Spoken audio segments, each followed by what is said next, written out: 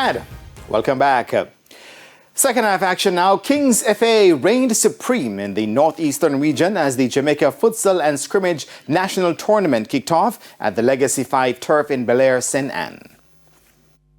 The Legacy 5 turf at Bel-Air in St. Anne was a venue as the Jamaica Futsal season kicked off with 6 teams from the JFF Northeastern Confed, which comprises the parishes of Portland, St. Mary and St. Anne, facing off in the inaugural tournament.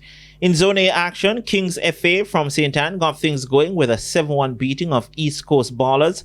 Samba Elite then got the better of East Coast Ballers by 3-1 before going down 5-3 to Kings FA, who advanced to the final as the zone winners.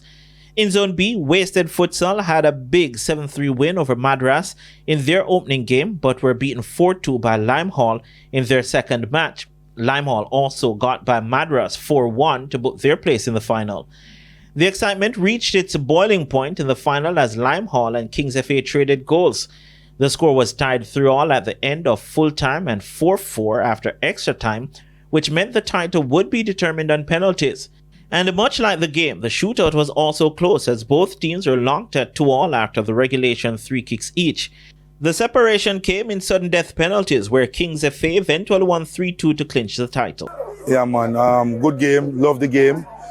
Could have gone anyway, could be Limehall game because it was just super entertaining. 1-0, 2-0, 2-2, 3-3.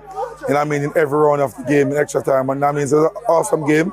So I mean so any team could have won. Sanjay Anderson of Kings FA was the tournament's top goal scorer and best goalkeeper. The organizers were pleased with the overall display and execution of the first tournament.